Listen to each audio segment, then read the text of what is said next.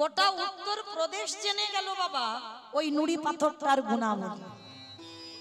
যখনই বাবা দোকানে গিয়ে বাবা 1 কিলো মাংস চাই, পাথর আপনি থেকে 1 কিলো হয়ে যায়। কেউ যদি 5 কিলো মাংস চাই, পাথর 5 কিলো হয়ে যায়। কেউ যদি 2 কিলো মাংস চাই, পাথর ওই ছোট পাথর 2 কিলো ওজন হয়ে যায়। মানে সদন তো অবাক হয়ে যাচ্ছে, হাই ভগবান, আমার আর অন্য বাটকারার প্রয়োজন হচ্ছে না, ওই একটা বাটকারাই সব কাজ হয়ে যাচ্ছে। বাবা আপনারাই বলেন, আপনাদের এখানে যদি এই মোড়ের মাথায় কোনো দোকানে যদি এই রকম আশ্চর্যজনক জিনিস হয়, তো সবাই মিলে দেখতে যাবে না? বলে চলো একবার পাথরটাকে দেখে আসি। আর সব সময় সদনের দোকানে ভিড়, মানে এতটাই ভিড় বাবা, মানে মাংস দিয়েও পারে না বাবা সদন। মানে মাংস যদিও বাবা ইচ্ছা না, কেনার ইচ্ছা যদি নাও থাকে, কিন্তু পাথরটা দেখবার জন্য সবাই যায়। তো সদন কি করেছে, ওই পাথরটা রাখে, একটা দিকে পাল্লার উপরে বাবা মাংস চাপায়, আর একটা দিকে ওই নুড়ি পাথরটা। একদিন সকালবেলা সদনের দোকানে এত ভিড়, রাস্তা দিয়ে এক বৈষ্ণব ঠাকুর যাচ্ছেন। হরি বল। বৈষ্ণব ঠাকুর যেতে যেতে মনে মনে ভাবলেন, আরে এত ভিড় কেন দোকানে, চলো তো একবার দেখি। তা যেই না গিয়েছে বাবা সদনের দোকানে, আর ওই পাল্লার উপরে নুড়ি পাথরটা দেখা মাত্র বৈষ্ণব ঠাকুর চমকে উঠেছে। হে কি সদন, তুমি এই নুড়ি পাথরটাকে পেয়েছো কোথা থেকে? কেন বাবাজি, আমি রাস্তা দিয়ে আস্তে আস্তে, ওই রাস্তায় আমার পায়ে ঠেকেছিল, রাস্তায় পড়েছিল, আর আমি পাথরটা গুড়িয়েছি। জানো এই পাথরটার একটা গুণ আছে, কখন 1 কিলো হয়, কখন 2 কিলো হয়, কখন 5 কিলো হয়, মানে যখন যেটা বলি পাথর হয়ে যায়। চুপ করো, তুমি জানো ওই পাথরটা যেমন তেমন পাথর নয়, ওই পাথরটা কোনো সাধারণ পাথর নয়, ওই পাথরটা হলো শালগ্রাম শিলা। চমকে উঠেছে সদন, কি বললে? এই নুড়ি পাথরটা শালগ্রাম শিলা? বিশ্বাস করো বাবাজি, আমি জানি না এই নুড়ি পাথরটা শালগ্রাম শিলা বলে। আমি যদি জানতাম, আমি কখনো ওকে এই মাংসের দোকানে রাখতাম না। আমি তো না জেনে করেছি বাবাজি, ভালোর জন্য বলছি। আমি এই নুড়ি পাথরটা আমি আপনার কাছে দিয়ে দিচ্ছি। আপনি বাবাজি মানুষ, আপনি বৈষ্ণব মানুষ, আপনি নিয়ে গিয়ে এই পাথরটাকে সেবা করেন। এই জায়গাটা ভালো করে আস্বাদন করবেন। এমন সরলতা হলেই তবে বাবা ভগবত কৃপা হয়।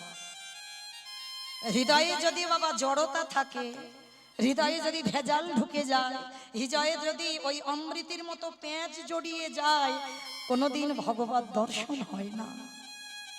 বলুন, এখানে যদি আপনারা কেউ জানতে পেরে যান যে আপনার ঘরে একটা নুড়ি পাথর, ওইটা শালগ্রাম শিলা, সঙ্গে সঙ্গে আপনি দিয়ে দেবেন কাউকে?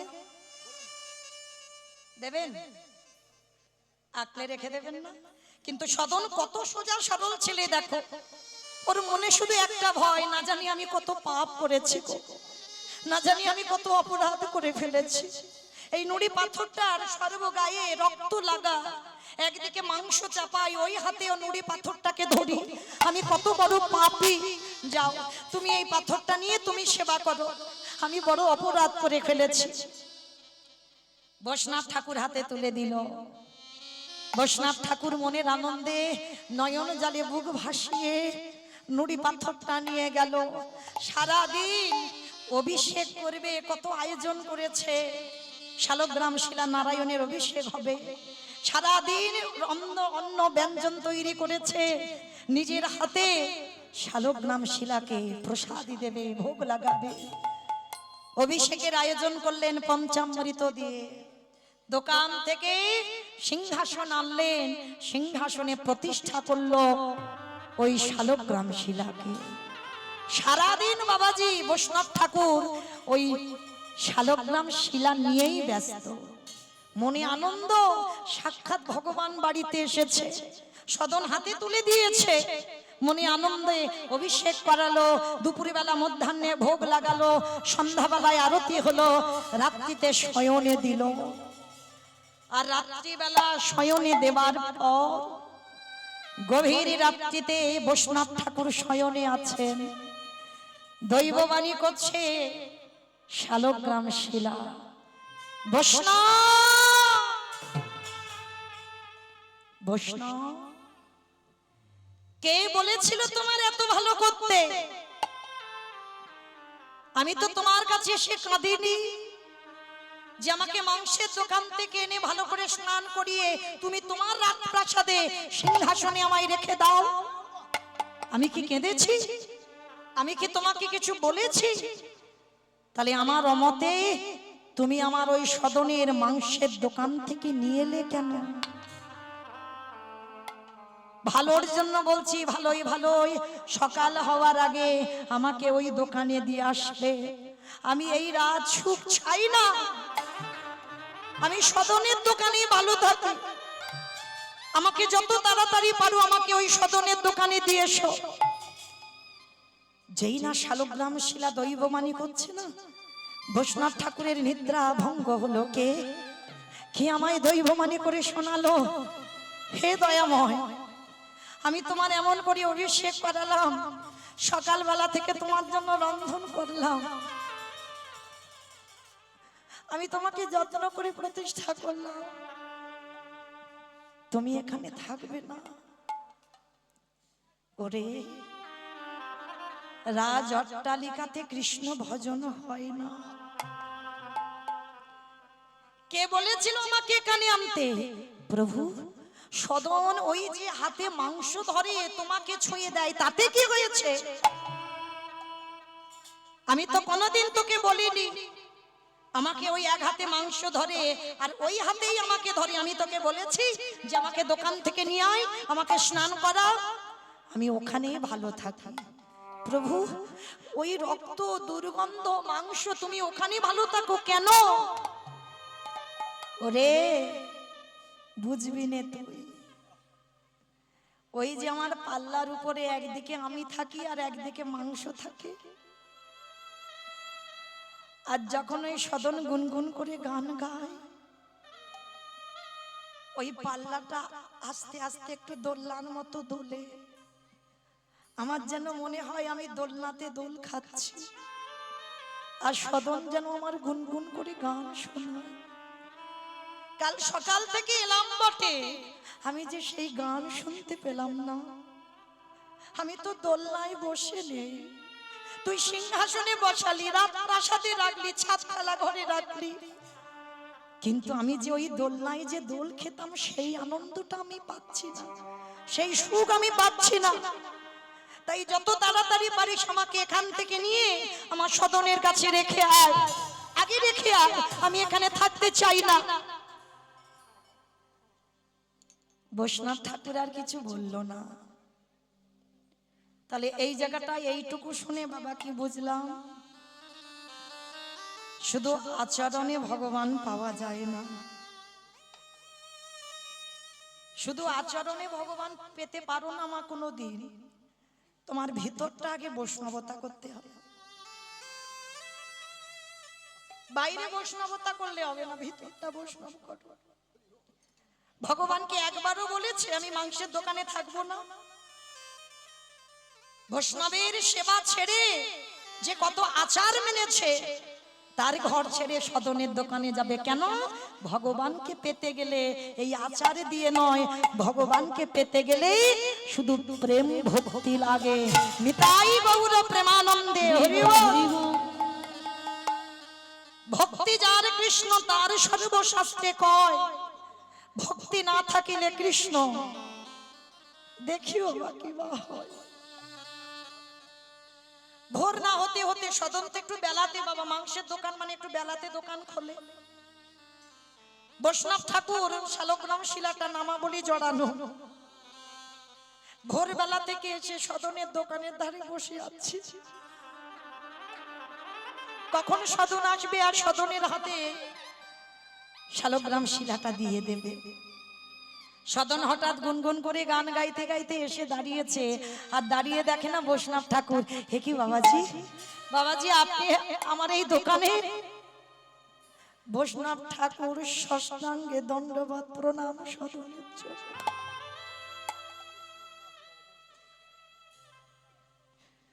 তুই একজন কসাই হয়ে মাংসের দোকানে থেকে সারাদিন রক্ত দু হাতে কত প্রাণ হত্যা করছিস, তবু আমার ভগবান তোর কাছে এসে থাকবে। ধন্য সদন, তুই ধন্য। এতদিন আমি মন্ত্রে তন্ত্রে আমি তার কৃপা পেলাম না। ওরে সদন,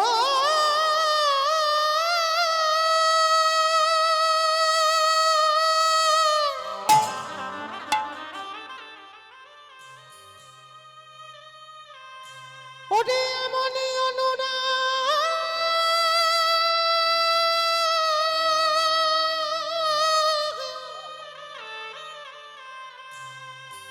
এমনই অনুরাগ না হলে কি কৃষ্ণ পাওয়া যায়? ধন্য সদন, তোর জনম ধন্য। এমনই ভালোবাসা না দিলে কি কৃষ্ণ ধরা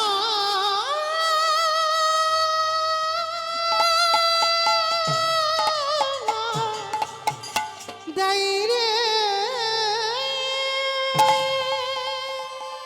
আজ থেকে আমি আর ভগবানের চরণ সেবা করব না। যে চরণ সেবা করি এতদিন কুল কিনারা পেলাম না, আজকে থেকে ধন্য তুই, আমি তোর চরণ সেবা করব। হে কি বাবাজি, এটা কি করছো? আমার ছুঁয়ো না। আমি একজন কসাই, আমি একজন পাপী। আমি কত প্রাণ দিই, কত সকাল থেকে আমি কত মাংস কাটি। আমাকে ছুঁয়ো না, অপরাধ হয়ে যাবে। বলিস না সদন। আমি নিজের কানে শুনেছি আমার প্রভু আমার কাছে থাকবে না, আমার প্রভু তোর কাছে থাকতে ভালোবাসছে। নেই আমার ভগবান রাজপ্রাসাদে ছেড়ে তোর কাছে এসে থাকতে চেয়েছে, তাই আমি তোর হাতে তুলে দিই।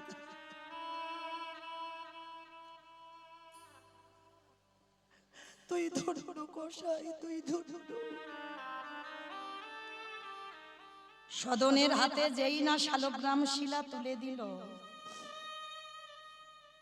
সদন মনে মনে ভাবছে, প্রভু আমি তো কোনোদিন তোমাকে পাবার জন্য গান গাইনি। আমি তো জীবনে কোনোদিন আশা করিনি যে আমি তোমায় পাবো। আমি একজন সাধারণ মানুষ। আমি জানি না তোমার কি করে ডাকতে হয়, কি করে ভালোবাসতে হয়। আর তুমি কিনা আমাকে ভালোবেসে তুমি রাজ সিংহাসন ত্যাগ করে আমার এই কসাইখানায় এসেছো। কথা দিলাম প্রভু, তুমি যদি রাজপ্রাসাদ ত্যাগ করে আমার কাছে আসতে পারো, কথা দিলাম আজকে থেকে আমি এই কসাইয়ের ব্যবসা বন্ধ করে দিলাম। আজকে থেকে আর আমি মাংসের ব্যবসা করব না। আজকে থেকে আমি নিজের হাতে কোনো প্রাণ হত্যা করব না। কারণ তুমি যদি আমার জন্য সিংহাসন ত্যাগ করতে পারো আর আমি তোমার জন্য এই কসাই ব্যবসা বন্ধ করতে পারি না, নিতাই গৌর হরি বল, হরি বল, হরি বল। ভগবান বলছে, এই যে অনেকে বাবা অনেকে আহার নিরামিষ আহার করি, প্রসাদ খায়। ভগবান বলছে কেউ জোর করে কিছু করতে পারে না বাবা। যার কৃপা যখন হবে সে ঠিক কৃপা করে দেবে। এতদিন সদন একজন কসাই, ভগবান কিন্তু বলেনি যে তোর মাংসের ব্যবসা বন্ধ কর। বলেছে কি কর্ম করতে হবে বাবা। ভগবান কর্মে বাধা দেয়নি। যে আমি বৈষ্ণব হয়েছি বলে আমি যে মাছের ব্যবসা করতে পারবো না, না, তার প্রমাণ দেখেন। ভগবান বিধান দিল না, কারণ তোমাকে কর্ম করতে হবে। কিন্তু যে কর্ম করবে তার মনে দ্বিধা এলো, যে ভগবান আমার জন্য সিংহাসন ত্যাগ করতে পারে, তাহলে আমি কি করে নিত্য ওই মাংসের দোকানে আমি আমার শালগ্রাম শিলাটা রাখবো। সেটা নিজের বিবেক দংশন করেছে, তাই কসাই ব্যবসা বন্ধ করে দিল। শালগ্রাম শিলাটাকে বুকে ধরে বলল, দয়াময় আমি আসছি, আর তখনকার দিনে বাবা সবাই উত্তরপ্রদেশ থেকে 4 ধামের মধ্যে একটা ধাম হচ্ছে জগন্নাথ ধাম, পুরী ধাম। লাখ লাখ ভক্তরা বাবা সবাই হাঁটতে হাঁটতে আসছে ওই জগন্নাথজিকে দর্শনে। আর ওই সদন প্রতিজ্ঞা করলো, আমি আজকে থেকে সংসারে আর যাব না। আমার জন্য যে আমাকে ধরা দিয়েছে, আমি এই শালগ্রাম শিলাটাকে নিয়ে আমি জগন্নাথ মন্দিরে যাব। আমি আসছি প্রভু, আসছি তোমার কাছে। আমার জীর্ণ তরি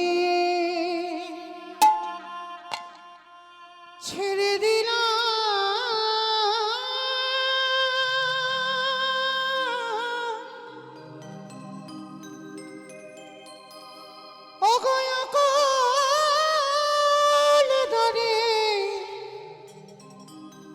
দরিয়া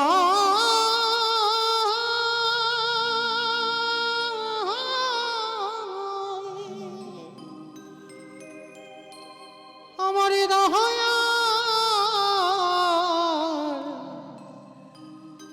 গুরু গো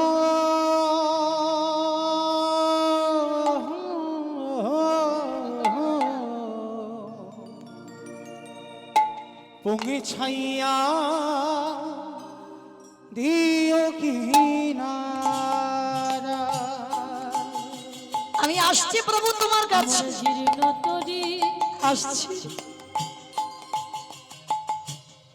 ছেড়ে দিলাম,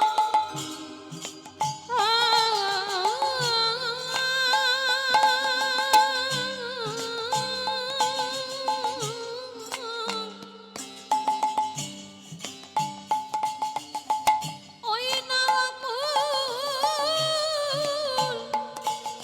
দরিয়া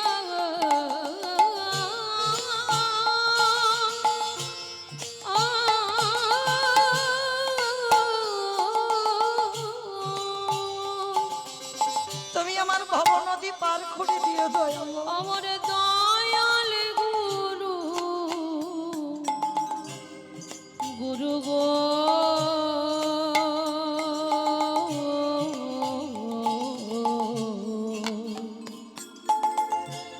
পৌঁছাইয়া দিও কিনারা,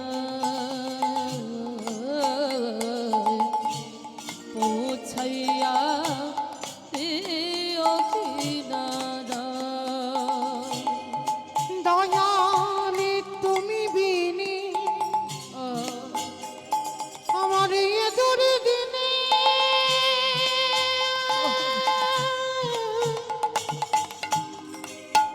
বালকে আছে ধরা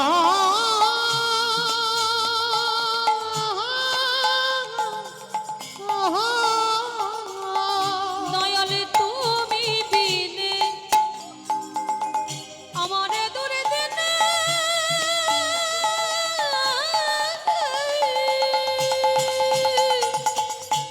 এবার তোমার চরণে আশ্রয়। বলো কে আছে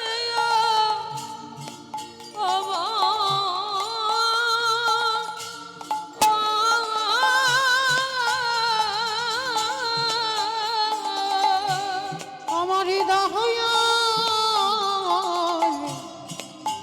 গুরু গো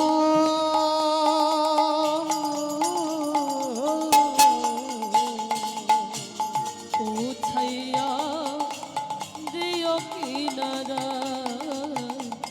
পৌঁছাইয়া দিও কিনারা।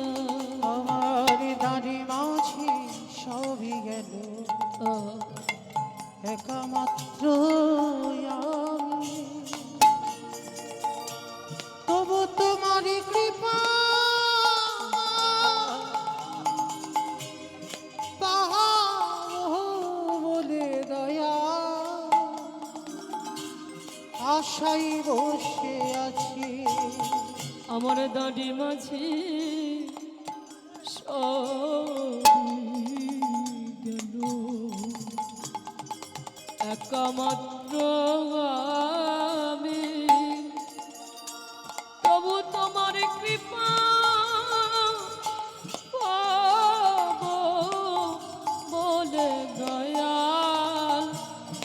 আশায় বসে আছি দয়ালি তুমি হইয়া আমারে পারের নয়া নিতাই গৌর প্রেমানন্দে হরিয়া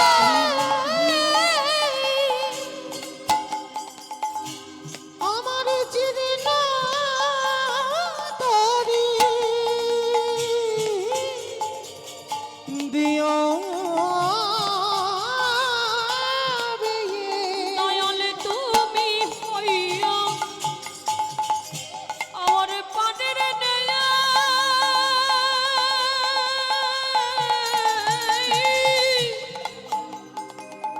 আমার জীর্ণ তরি নিয় ও ও বে এই তরি যেন ভাঙা তরি যেন ডুবিয়া না যায় এই তরি জানো ভাঙা তরি জানো তরি জানো ডুবিয়া না যায় আমারি দহায়াল গুরু গো পৌঁছাইয়া দেও কিনারা পৌঁছাইয়া দেও কিনারা দয়ালে হে নিতাই গৌর প্রেমানন্দে হরি বল হরি বল হরি বল দয়ালে দয়া হে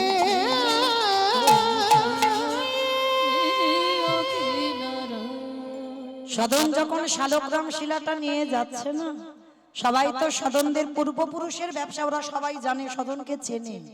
সবাই যেতে যেতে বলে উঠলেন, এই ছেলে, তো ছায়া যদি আমাদের পরশ করি তাও আমাদের পাপ হবে, আর তুই যদি আমাদের সঙ্গে যাস আমাদের জগন্নাথ দর্শন হবে না, তুই একজন পাপী। সদন মনে মনে ভাবছে, ঠিকই তো বলেছে, আমার মতো পাপী তো আর জগতে কেউ নেই গো। তাই সদন বলল, বেশ আমি কথা দিলাম, আমার ছায়া তোমাদের কারোর গায়ে পড়বে না। সদন কি করেছে জানো? এই যেমন রাস্তা আছে, রাস্তার পাশে বাবা জঙ্গল, সদন ওই রাস্তা দিয়ে যাচ্ছে না, ওই জঙ্গলের রাস্তা দিয়ে খালি পায়ে যাচ্ছে। কত ঝোপ ঝাড় কাঁটা, চরণে বড় বড় কণ্টক বিধিগ্ন হচ্ছে, তবু কাঁদে আর বলে, জগন্নাথ আমি তোমাকে জীবনে দেখিনি কোনোদিন, তুমি দেখতে কেমন? কিন্তু সবাই বলে চার ধামের মধ্যে তোমার ধামে নাকি যেতে হয়, তাই সবাই যাচ্ছে, আমার ইচ্ছা জেগেছে আমি তোমায় দেখব।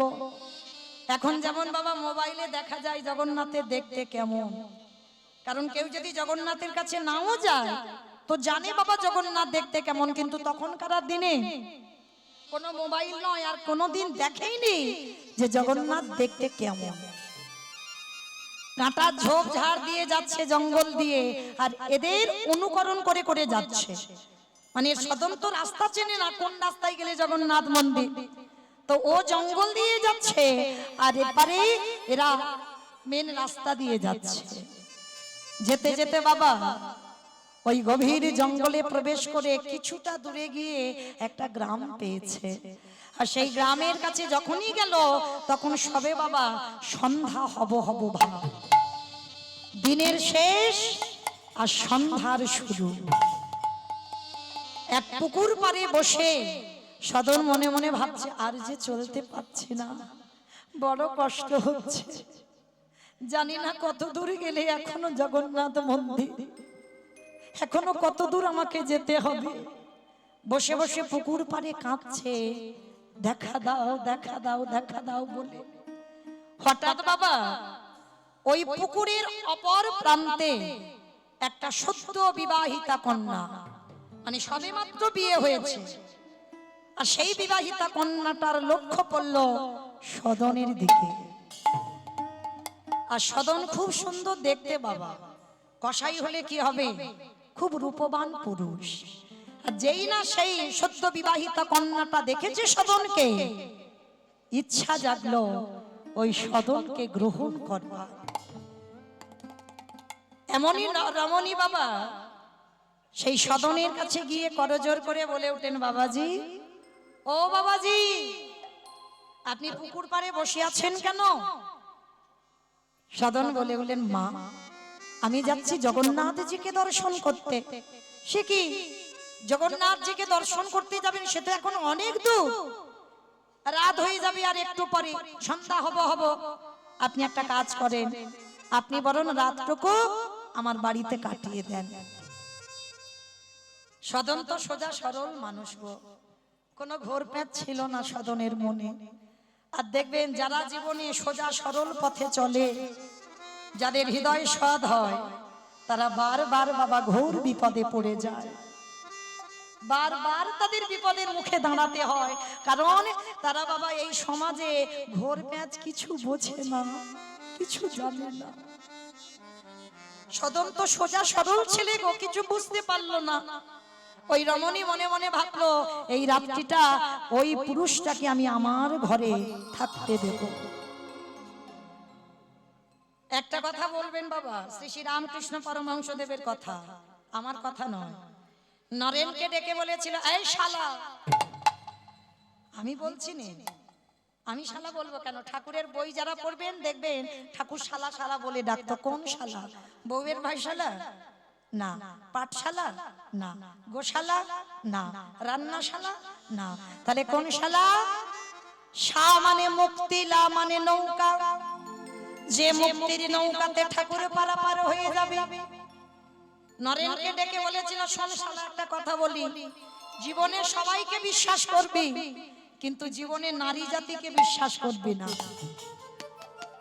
এটা বাস্তব বাবা, আমি এক নারী হয়ে বলে যাচ্ছি, জীবনে সবাইকে বিশ্বাস করবে, কিন্তু নারী জাতিকে নয়। এই নারীরা বাবা রাগলে রাখতে পারে, মারলেও মারতে পারে। এরা যদি মনে করি বাবা কাউকে নরকে পাঠাবে, হাসতে হাসতে নরকে পাঠাতে পারে। আর কেউ যদি মনে করে বাবা কোন পুরুষকে ভগবানের চরণে পাঠিয়ে দেবে, হাসতে হাসতে দিতে পারে। পারে না বাবা? লক্ষ্য করে দেখেন বাবা, একজন বারবনিতা চিন্তামণি, একজন পতিতা নারী বিল্লমঙ্গলকে যদি বাবা রাতের অন্ধকারে দূর করে তাড়িয়ে না দিত, তাহলে কি গোবিন্দ চরণ পেত? কি গো, চিন্তামণির সঙ্গে এমন প্রেম, বাবা শ্রাদ্ধে বসেছে তবু বারবার চিন্তামণির মুখ ভেসে উঠছে। সে শ্রাদ্ধের পিণ্ড দেওয়ার হলো না, সেই রাতের অন্ধকারে বাবা একটা মরা দেহকে কাঠ মনে করে আর একটা দড়ি মনে করেছে সাপের লেজকে। সেই অবস্থাতে চিন্তামণির কাছে গেল। চিন্তামণি একটাই কথা বলেছিল, প্রভু, এই প্রেমটা যদি আমার মনে হয় তুমি গোবিন্দ চরণে দিতে, আমার মনে হয় তুমি গোবিন্দ কৃপা পেয়ে যেতে। নিতাই গৌর হরি বল, হরি বল, হরি বল। তাহলে বাবা নারী করলো না, ভগবানের চরণে পাঠালো না। চিন্তামণিকে যতই বলো না পতিতা পার্বণিতা, চিন্তামণি যদি ওই ধাক্কাটা রাত্রিবেলা না দিত, তাহলে কোনোদিন বিল্লমঙ্গল আজ গোবিন্দ চরণ পেত না। শেষে সেই চিন্তামণিকে বাবা গুরুর জায়গায় বসালো। তাহলে নারী রাগলে রাখতে পারে, মারলে মারতে পারে। দেখেন অসুরদের অত্যাচারে দেবতারা স্বর্গ ছাড়ে। দশভুজা দুর্গা যদি 10 হাতে অসুর নিধন না করত, তাহলে দেবতারা যেত কোথায়? চণ্ডী ঠাকুর রামের চরণ ভজন করে পেল গোবিন্দ চরণ। বিল্লমঙ্গল চিন্তামণির চরণ সেবা করে পেল। জয়দেব গোস্বামী মা পদ্মাবতীর চরণ সেবা করে পেল। এই কলিযুগে তার প্রমাণ শ্রী শ্রী রামকৃষ্ণ পরমহংসদেব মা শারদার চরণ সেবা করেছে। শারদা মা হতে চেয়েছিল না? ঠাকুর কি বলেছিল? বলে এত মা ডাক শুনবে না, তোমার কানে আঙুল দিয়ে বসে থাকতে হবে। কি গো মায়েরা, মা তো তাকে বলে যে নিজের সন্তানটা সন্তান আর অন্যের সন্তানটা সন্তান নয়, সেটা নয়। যার হৃদয়ে মাতৃত্ব থাকবে বাবা, জগতে সবাই হবে তার সন্তান। নিজের ছেলের থেকে যে অন্যের সন্তানকে বেশি ভালোবাসতে পারবে, বেশি স্নেহ করতে পারবে, সেই হবে জগতে প্রকৃত মা। নিতাই গৌর প্রেমানন্দে হরি বল। যদি মা হও তো রামায়ণে কইকেয়ী মায়ের মতো মা হয়ে দেখাও। রামের বিমাতা ভরতকে রাজা করলো, আজকে রামের মঙ্গলের জন্য রামকে 14 বছর বনে দিল। সমাজ বলে দিল কইকেয়ী মা ভালো নয়, কিন্তু আদৌ নয় মা। কইকেয়ীর মার মতো একটা সৎ মা হয়ে দেখাও। নিজের ছেলের থেকে যে অন্যের ছেলেকে বেশি ভালোবেসেছে, সৎ মা যে হবে বাবা, তাকে একটাই কথা মনে রাখতে হবে, নিজের ছেলেকে যদি একটু কম খেতে দাও, অন্যের ছেলেকে বেশি দিতে হবে। নিজের ছেলেকে যদি দুর্গা পূজায় একটা বছর জামা কাপড় নাও দাও, যে তোমায় সৎ মা বলে, তাকে তোমায় প্রতি বছর দিতে হবে। কেন? সে যেন অনুভব করতে না পারে যে আমি তার নিজের মা নই। যে মা হবে তার চরিত্রটা এমনই হওয়া উচিত। তো আজকে লক্ষ্য করে দেখেন বাবা, তাহলে নারী হচ্ছে শক্তি, তবে নারীকে হঠাৎ বিশ্বাস করা যাবে না বাবা। এটা রামকৃষ্ণ দেব বলছে, একটু ঘষে মেজে যাচাই করে নিও, কেমন? আর যাচাই যদি না করেছো বাবা, তুমি মরেছো, কেমন? তো আজকে ওমা কোথায় ছিলাম বলো তো, সে গন্ডগোল হয়ে গেছে। হ্যাঁ, কষাই গেছে, বেশ, তার মানে কীর্তন শুনছে। তাহলে বাবা সেই কষাই মনে মনে ভাবলো রাত্রি তো হয়ে যাচ্ছে, ওই রমণীর ঘরে কাটাই, সদ্যজাত বিবাহ হয়েছে। তো সেই রাত্রিবেলা সদন গেল ওই সদ্য বিবাহিতা কন্যার ঘরে, কিন্তু সম্বোধনটা মা বলে করেছে বাবা। ওই রমণী কি করেছে বাবা, রাতের বেলা বিছানা করে দিয়েছে, 3 তলা বাড়ি তো অভাব নাই, সদন খাওয়া দাওয়া করে ঘুমিয়েছে। আর রাতের অন্ধকারে ওই রমণী সদনের ঘরে গিয়ে দরজা ধাক্কা দিল। সদন যেই না দরজা খুললো, দেখে না ওই বিবাহিতা কন্যা। মা, আপনি এত রাত্রিবেলা আমার ঘরে? বাবাজি, আমি তো এমনি এমনি তোমাকে আমার ঘরে থাকতে দিইনি, আজকে যে আমাকে গ্রহণ করতে হবে অসম্ভব। আমি আপনাকে মা বলে সম্বোধন করেছি, প্রাণ যদি চলে যাই যাবে, কিন্তু আপনাকে আমি গ্রহণ করতে পারবো না। আর আপনি বিবাহিত, আপনার স্বামী ঘরে আছে। এই কাম লালসায় জর্জরিত হলো বাবা। সব থেকে আমাদের এই জড় জগতে শত্রু হচ্ছে বাবা কাম। এরই জন্য বাবা পৃথিবী লয় প্রলয় হয়ে যাচ্ছে, এরই জন্য বাবা ক্রোধ আসে, সমস্ত কিছু একেবারে তছনছ হয়ে যায়। সেই রমণী বলে উঠলেন, ও তাহলে আমার স্বামী আছে বলেই তোমার সমস্যা, আর আমার স্বামী যদি না থাকতো তোমার সমস্যা ছিল না। সেই রাতের অন্ধকারে ধারালো চকচকে অস্ত্র নিয়ে নিজের ঘুমন্ত স্বামীর মস্তকটাকে ছেদন করে দিল। যখনই মস্তকটা ছেদন করে দিয়েছে, সেই ধারালো অস্ত্রটা নিয়ে ওই রমণী সদনের কাছে এসে দাঁড়ালো। দেখো বাবাজি, তুমি বলেছিলে না আমার স্বামী আছে বলে সমস্যা, দেখো আমি নিজের হাতে আমি আমার স্বামীকে হত্যা করেছি। চমকে উঠলো কসাই, হে দয়াময়, এটা তুমি আমার কোন বিপদে ফেলে দিলে আমার? হে কেমন নারী যে নিজের স্বামীকে মারতেও এক পা পিছু হলো না? এ কেমন নারী, এ কেমন সমাজ? কি বাবা, এটাই এখন সমাজ। মিথ্যা করে বাবা দেখবেন, একটা নারী যদি চিৎকার করে বলে আর একটা পুরুষ যদি চিৎকার করে বলে, সমাজ কার পক্ষে যাবে? নারীর পক্ষে যাবে। সে নারী যতই মিথ্যা বলুক বাবা, সমাজ নারীর পক্ষ নেবে, কোনোদিন পুরুষের পক্ষ নেবে না। সদন বলে উঠলেন, অসম্ভব, আপনি যদি এই রাতের বেলা আমাকে মেরেও দেন, তবু আপনাকে আমি গ্রহণ করব না। ওই রমণী বলে উঠলেন, ও তোমার এত জেদ, তোমার এত ক্রোধ, আমাকে গ্রহণ করা যাবে না? সকাল হলেই আমি গ্রামবাসীকে ডেকে বলবো, তুমি আমাকে পাবার লালসায় তুমি আমার স্বামীকে হত্যা করেছো। এটাই সমাজ বাবা এখন। এইভাবে বাবা বহু মানুষ জড়িয়ে যায়, এইভাবে। এটা বাবা গ্রন্থ প্রমাণ দিয়েছে। তো আজকে যেই না বাবা নিজের হাতেই স্বামীকে হত্যা করেছে, স্বামীকে হত্যা করে আজকের এসে দাঁড়িয়েছে কোথায়? সদনের চরণ তলে। সকাল হয়ে গেল, বিচার ডাকা হলো। সদন মাঝখানে দাঁড়িয়ে বাবা, প্রমাণ তো নেই, প্রমাণ তো লাগবে, আমি যে নির্দোষ প্রমাণ তো লাগবে, কিন্তু সদনের কাছে কোনো প্রমাণ ছিল না, কোনো প্রমাণ নেই। আর যখনই প্রমাণ নেই, সবাই গ্রামের লোকজন দেখে বলে উঠলেন, এই নারী তো মিথ্যা বলছে না, এই নারী যা বলছে সব সত্যি বলছে। তাহলে বিচারে কি রায় হবে?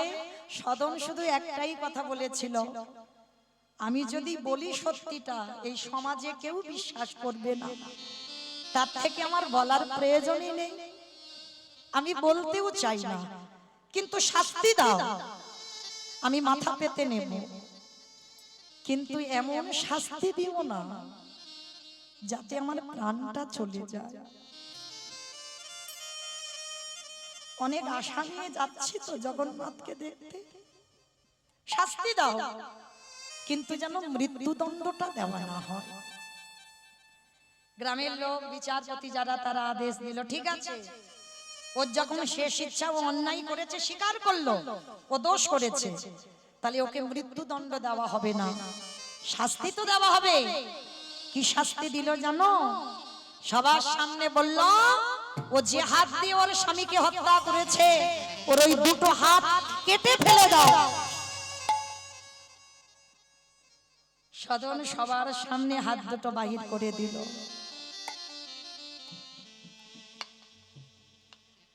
ভক্ত যারা হবে না, তারা কোনো প্রতিবাদ করে না বাবা, মাথা পেতে নেয়, দোষ না করেও মাথা পেতে নিয়ে বলে, আমি অন্যায় করেছি, আমি দোষ করেছি। ওই যে ত্রিনাদপি ভক্ত মাথা তুলে কথা বলবে না, সদনের চরিত্রটা তেমন। হাত দুটো বাহির করে দিল, কাঁদে আর বলে, জগন্নাথ, শুনেছিলাম তোমারও নাকি হাত নেই, আমি শুনেছি, তোমাকে দেখিনি তো কোনোদিন, শুনেছিলাম তোমার নাকি হাত নেই,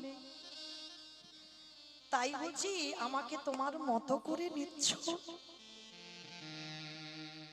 আমাকে আঘাত দাও, কষ্ট দাও, কিন্তু সহ্য করবার মতো শক্তিটুকু তুমি দিও। আঘাত যত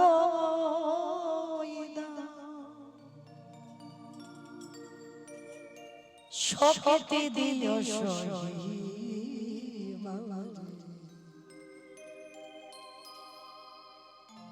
অগদয়া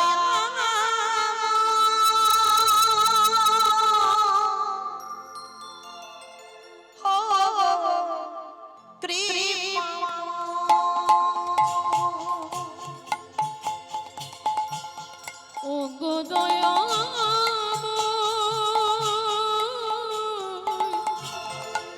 ও গো কৃপাময়, আঘাত যতই দাও, দুটো হাত হাতে ফেলে দে, ফেলে দে, সহিব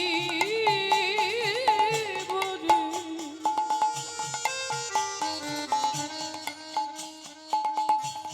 ও গো দয়াময়,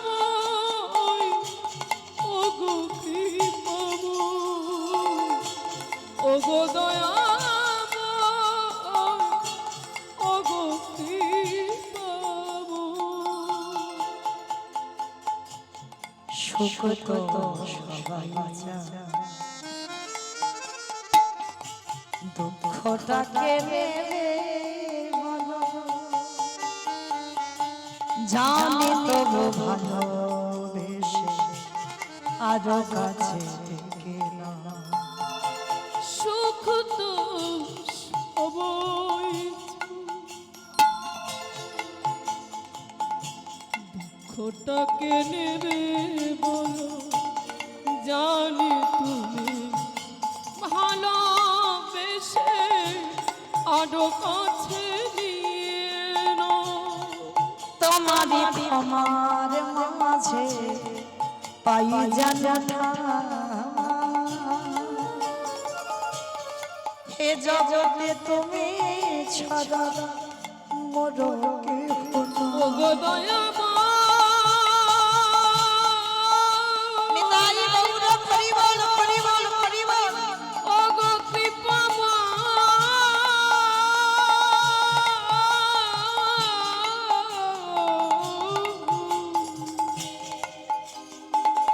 দয়াময়,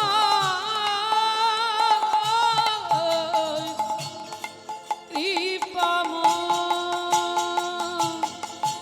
ওগো তোমারই ক্ষমার মাঝে পাই যেন ঠাই তুমি ছাড়া এ জগতে মোরে কেহ নাই কৃপা দানে কৃপা দানে দাও প্রভু চরণ তোমার কৃপা প্রভু ওগো দয়াময় খাতে যতই দাও শান্তি দিও সহিবরে। ও গো দয়াময়, ও গো কৃপাময়, দয়াময়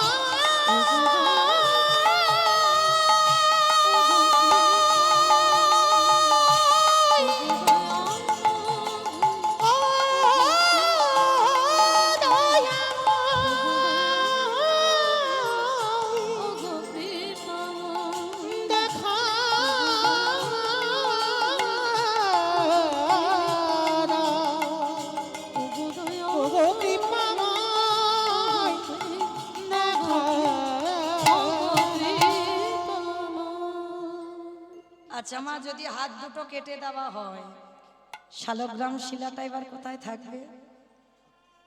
যারা বিচার করেছিল তাদের একটাই কথা বললো, আচ্ছা তোমরা তো দুটো হাত আমায় কেটে দিয়েছো, এই নামাবলিটা দিয়ে আমার শালগ্রাম শিলাটা আমার মাথাতে একটু বেঁধে দেবে।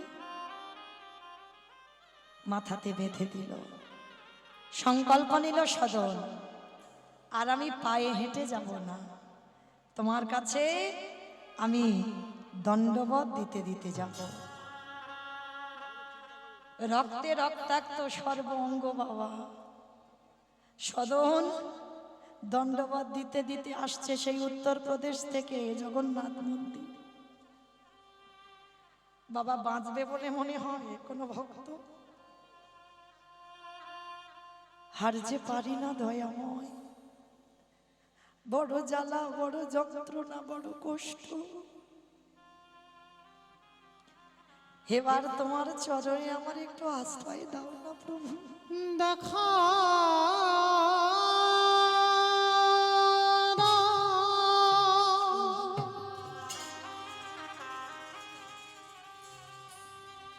ওগো জগন্নাথ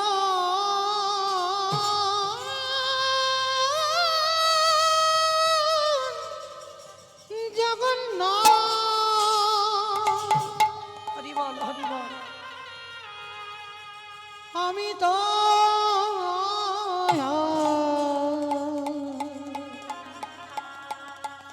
চলিতে পারি না প্রভু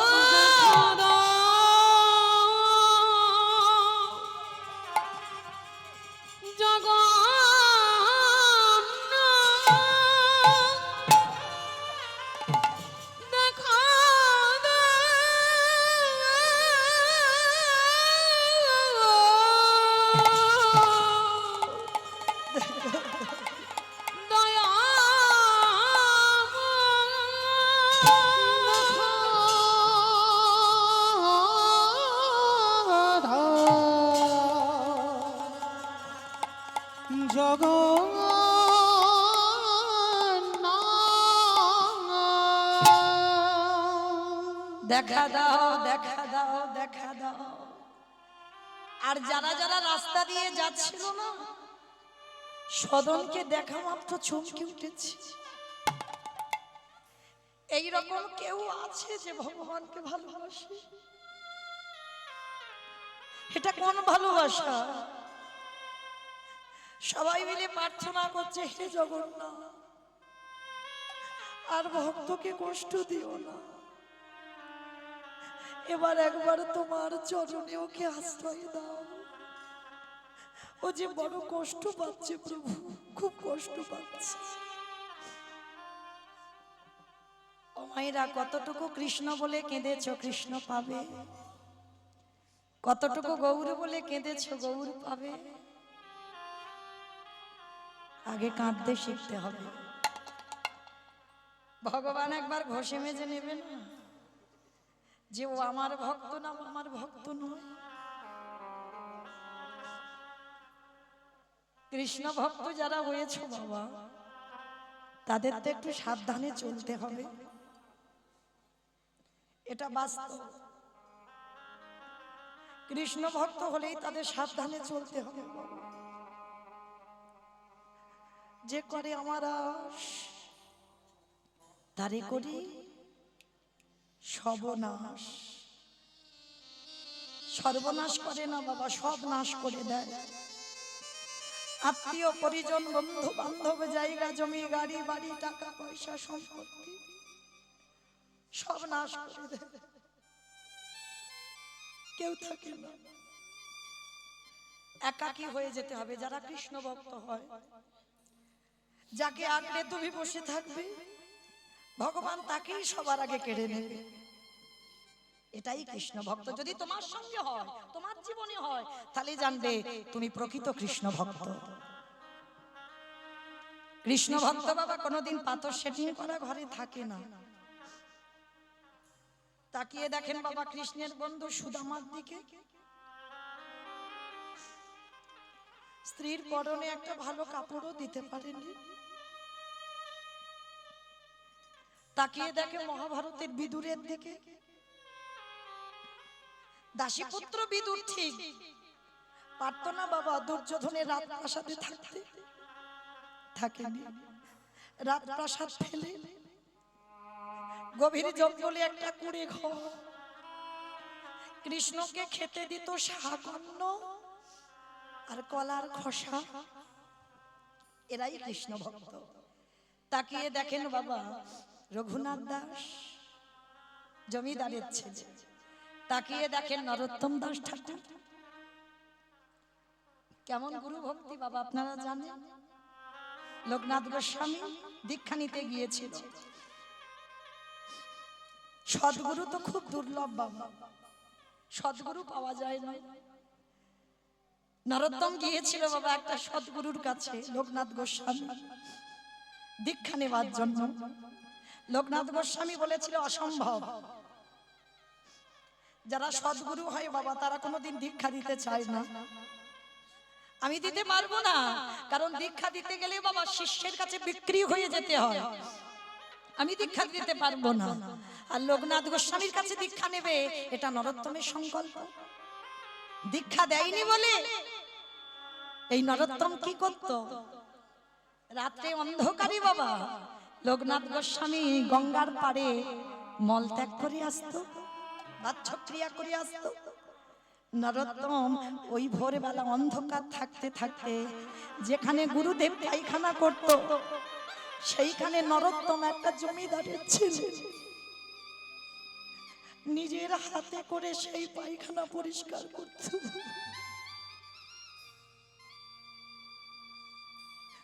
কেমন গুরু ভক্তি দেখো, পায়খানা পরিষ্কার করত। একদিন লোকনাথ গোস্বামী মনে মনে ভাবলেন, আমি রোজ রোজ এই যে বাচ্চক্রিয়াগুলো করে যাই, কিন্তু এত পরিষ্কার হয়ে থাকে কি করে জায়গাগুলো? আজকে তোমার দেখতে হবে। গাছের আড়ালে মল ত্যাগ করার পরে দাঁড়িয়ে আছে, দেখি কি হয়। আর যেই না দাঁড়িয়ে আছে না লোকনাথ বাবাজি, আর ওই নরোত্তম গিয়েছে গুরুদেব জ্ঞানে, গুরুদেবের পৃষ্ঠা প্রণাম করে নিজের হাতে বাবা সেই পৃষ্ঠাটা তুলে দিয়েছি। আমাকে যে শিষ্য বলে গ্রহণ করবে না, কিন্তু আমি যে তোমার চরণে সমর্পণ করে দিয়েছি। গুরু যদি ধরতে হয়, আমি তোমার মতো গুরু চরণ আশ্রয় করব।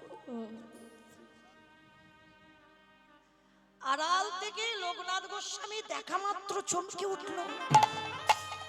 এ কেমন শিষ্য, আমি জীবনে কোনোদিন এমন মানুষ দেখিনি।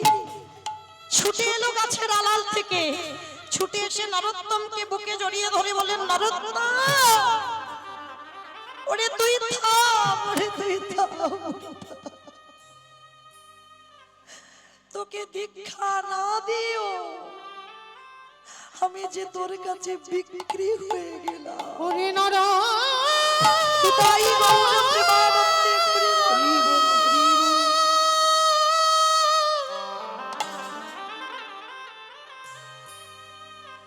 ওরে আমার গুরু ভক্তি আমি যে কভু দেখি না, একেবারে আই আই আমার হৃদয়ে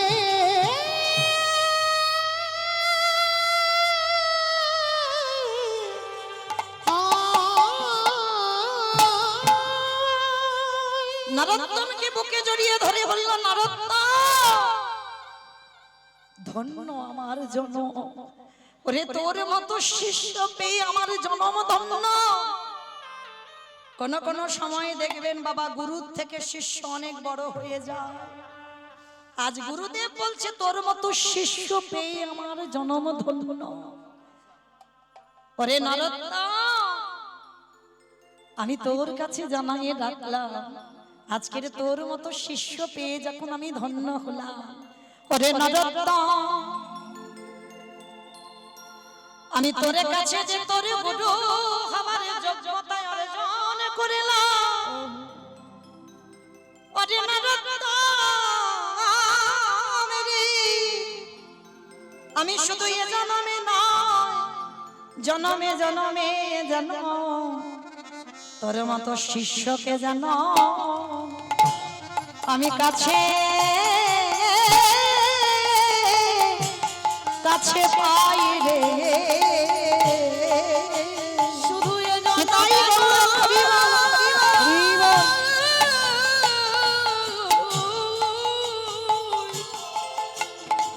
এ জন্মে নয়, প্রতি জন্মে জন্মে। শুদ্ধ বৈষ্ণব মানে আচার পালন করত, মানে হৃদয় থেকে বৈষ্ণবতা নয়, আচার পালন করত। হৃদয় থেকে বৈষ্ণব আর আচার বাবা দুটো তফাৎ, হ্যাঁ এ দুটো তফাৎ, এটা মনে রাখতে হবে। তা আজকে যেই না ওই আগের জন্মে এক বৈষ্ণব ছিল, নিত্য ভগবানের চরণে 108টা করে তুলসী দিত, নিত্য করত, আর এই জপের মালায় জপ করত বাবা।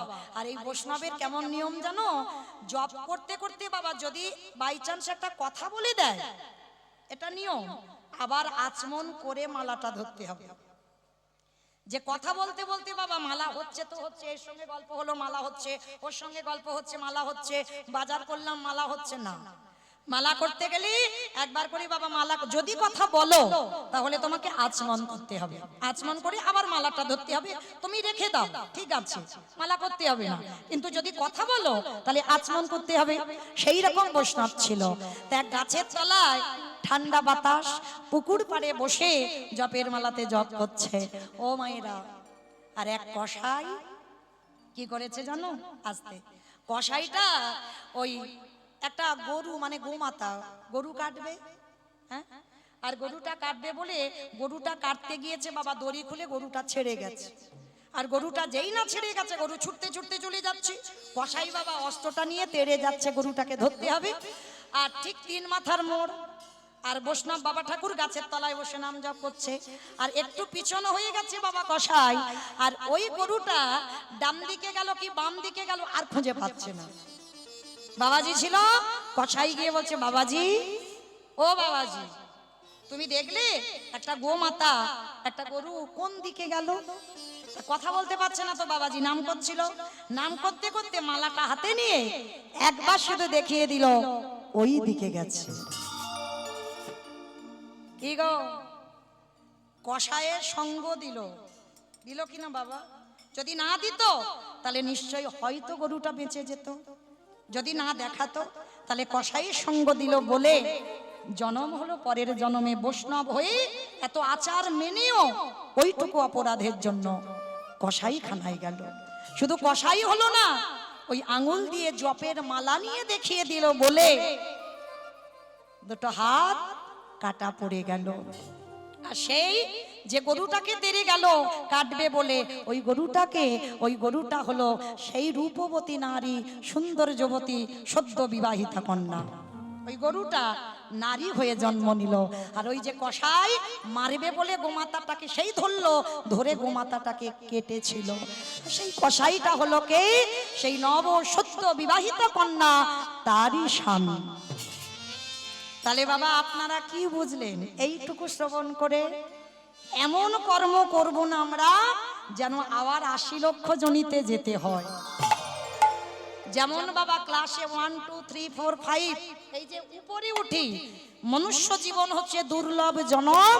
এই দুর্লভ জনম যখন পেয়েছ আগের দিকে চাও, কিন্তু যেন কেউ এমন আমরা কর্ম করব না যেন আবার আমাদের এই কষাইয়ের মতো আবার বৈষ্ণব থেকে বাবা কষাই হয়ে পিছনের দিকে যেতে হয়।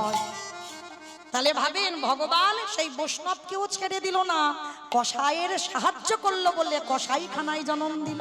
হ্যাঁ, তাহলে এইভাবে চলতে হবে, ভগবত ভক্তির হৃদয়ে থাকবে, এমন কুকর্ম করব না। ওই সদন কাঁদে আর বলে, জগন্নাথ আজি আমার চৈতন্য হয়ে গেল, এই জগতে সত্যিকারের যদি কেউ ভুল কর্ম করে থাকে, আমার জগন্নাথ জগতের নাথ হয়ে সেই কর্ম ফলের শাস্তি তাকে দিয়েই থাকে। তার প্রমাণ রইলাম আমি সদন কষাই। সবাই সদন কষাইয়ের নামে জয়ধ্বনি দিয়ে বললেন, সদন ধন্য, ভগবান তোর পাপের শাস্তি দিল বটে, কিন্তু শাস্তি দেওয়ার পরেও জগন্নাথ চরণ তলে আশ্রয় দিল।